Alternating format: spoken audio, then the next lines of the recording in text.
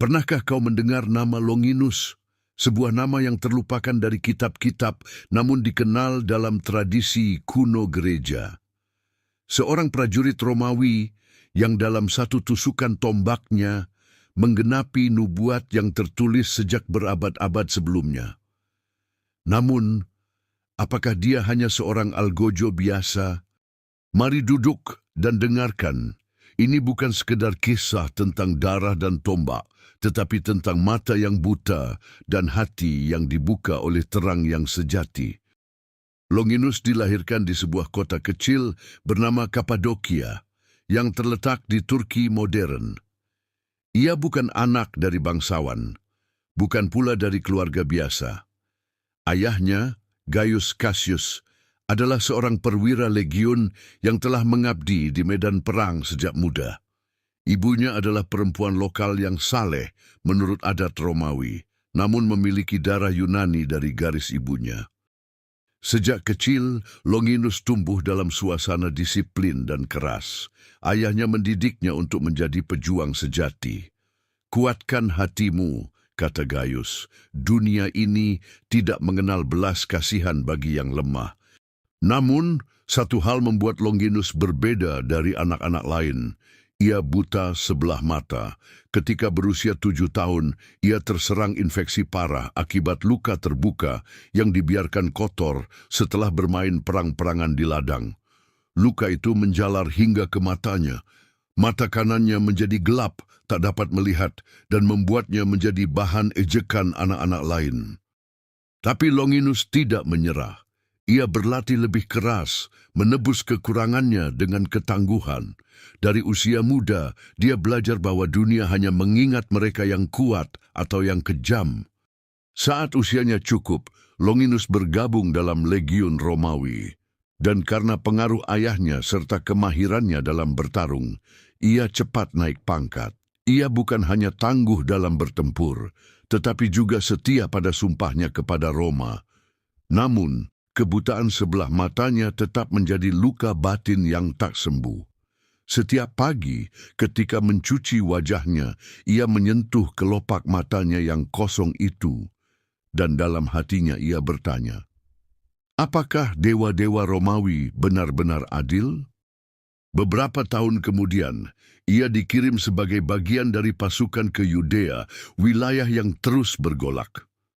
Di sanalah, tanpa ia tahu, hidup seorang tukang kayu yang akan mengubah hidupnya untuk selamanya. Hari itu adalah hari yang panas, udara penuh dengan teriakan dan kebencian. Longinus berdiri di bawah bukit Golgota. Ia ditugaskan sebagai salah satu penjaga eksekusi terhadap seorang pria yang disebut Raja orang Yahudi, Yesus dari Nazaret. Longinus tidak peduli. Sudah terlalu banyak ia melihat kematian, tapi hari itu berbeda. Ia melihat bagaimana Yesus memikul salibnya. Ia melihat wajah yang babak belur, tapi tak memancarkan kebencian. Ia melihat matanya, seolah-olah menatap langsung ke dalam jiwa. Ketika langit gelap dan bumi bergetar, Longinus mulai merasa takut, tapi tugas tetap tugas. Dan untuk memastikan kematian pria ini, ia ditugaskan menusuk lambungnya. Dengan tangannya yang kasar, ia angkat tombaknya dan menusuk sisi tubuh Yesus. Tanpa disadari, Longinus telah menjadi pelaku yang menggenapi nubuat yang tertulis di dalam Zakaria pasal 12 ayat 10. Mereka akan memandang kepada dia yang telah mereka tikam. Ini adalah nubuat yang paling jelas tentang Mesias yang akan ditikam.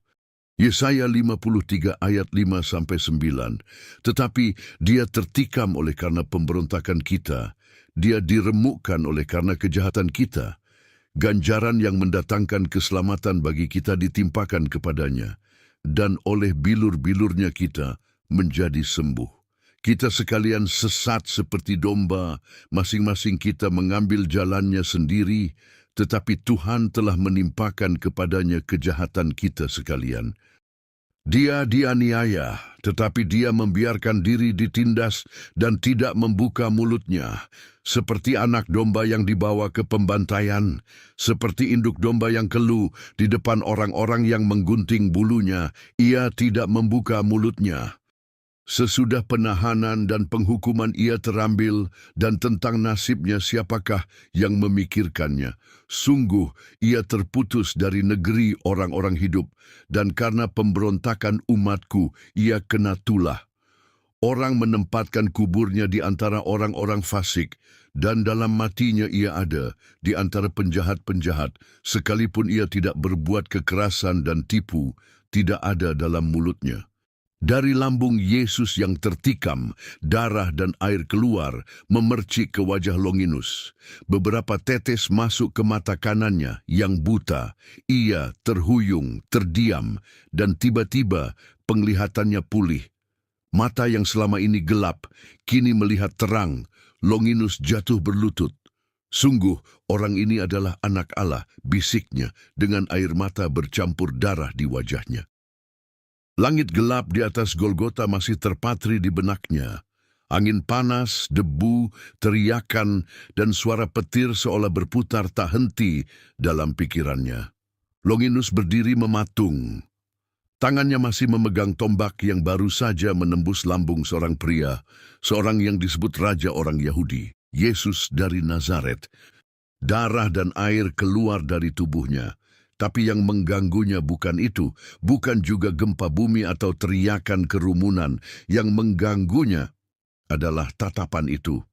Mata Yesus yang sempat menatapnya bukan dengan benci, bukan dengan ketakutan, tapi seolah-olah melihat dan mengenalnya lebih dari siapapun. Hari itu sesuatu dalam diri Longinus patah, malamnya ia tidak bisa tidur. Esoknya ia hilang dari pasukan. Ia lari dari Yerusalem, lari dari darah. Longinus bersembunyi di luar kota, lalu menjauh ke perbukitan. Ia hidup berpindah-pindah, menyamar sebagai buruh, menolak kembali ke Romawi. Ia tahu ia membelot, tapi hati nuraninya lebih berat daripada ancaman hukuman militer. Setiap malam wajah Yesus muncul dalam mimpinya. Dan setiap kali dalam mimpi itu Yesus berkata, "Aku mengampunimu." Dengan jubah compang-camping dan tubuh kurus, Longinus kembali ke Yerusalem. Ia datang diam-diam ke rumah-rumah yang tersembunyi, di mana para pengikut Yesus mulai berkumpul setelah kebangkitannya. Di sebuah rumah di dekat Bukit Zaitun, Longinus bertemu dengan Petrus dan Yohanes. Yohanes mengenalinya. Kau yang menusuknya di Golgota," kata Yohanes dengan mata penuh air mata. Longinus berlutut, ia membuka helmnya. "Aku tidak pantas diampuni," katanya, "tapi aku tidak bisa lari darinya. Aku tidak bisa lari dari kasihnya." Petrus menatapnya lama, dan akhirnya ia berkata, "Engkau telah melihatnya seperti kami. Mari duduk, dengarkan, dan ikutlah kami." Hari itu Longinus mengaku dosa. Ia dibaptis oleh Filipus di Sungai Yordan, di tempat yang sama Yesus dulu dibaptis. Setelah pertobatannya, Longinus tidak kembali memakai tombak. Ia mulai memakai perkataan sebagai senjatanya. Ia ikut bersama para rasul, menjadi pelayan, saksi mata, dan pengabar Injil. Di Antiokhia, ia menceritakan pengalamannya kepada orang-orang Yunani dan Romawi. Ia bercerita tentang darah dan air dari lambung Kristus. Ia bercerita bagaimana ia, seorang serdadu, seorang pembunuh, malah disembuhkan, diampuni, dan dipanggil untuk menjadi saksi kasih. Darah itu, katanya dalam suatu pertemuan, adalah darah yang sama yang menyembuhkan mataku dan hatiku. Longinus melayani bersama Barnabas untuk beberapa waktu, lalu dikirim ke Kapadokia, kampung halamannya, untuk memberitakan Injil. Di sana ia mendirikan persekutuan rumah demi rumah. Banyak orang mengenalnya sebagai bekas prajurit Romawi. Banyak yang terkejut mendengar bahwa ia kini bersaksi tentang Yesus. Pemerintah Romawi tidak tinggal diam. Nama Longinus masuk dalam daftar pengkhianat. Ia dicari dan dituduh menyebarkan ajaran sesat. Di Kapadokia, ia ditangkap oleh gubernur lokal yang loyal kepada kaisar. Saat diinterogasi, ia tidak menyangkal siapa dirinya. Benarkah engkau menusuk lambung Yesus dari Nazaret? Ya, jawab Longinus, dan darahnya menyelamatkanku. Dan sekarang kau menyembahnya sebagai Tuhan. Ya, lebih dari kaisar, lebih dari nyawaku sendiri. Longinus dijatuhi hukuman mati karena pengkhianatan. Ia diminta untuk mengingkari Yesus dan menyatakan kesetiaan kepada Roma. Tapi ia menolak. Di pagi hari, ia dibawa keluar kota. Sebelum dipenggal, ia berkata kepada Algojo, "Darahku tidak berarti apa-apa, tapi darahnya menyelamatkan dunia." Ia meninggal dengan damai. Para pengikut Kristus menguburkannya dengan hormat. Di kemudian hari, tempat kematiannya menjadi tempat peringatan bagi mereka yang bertobat. Hari ini, Longinus dikenang sebagai martir.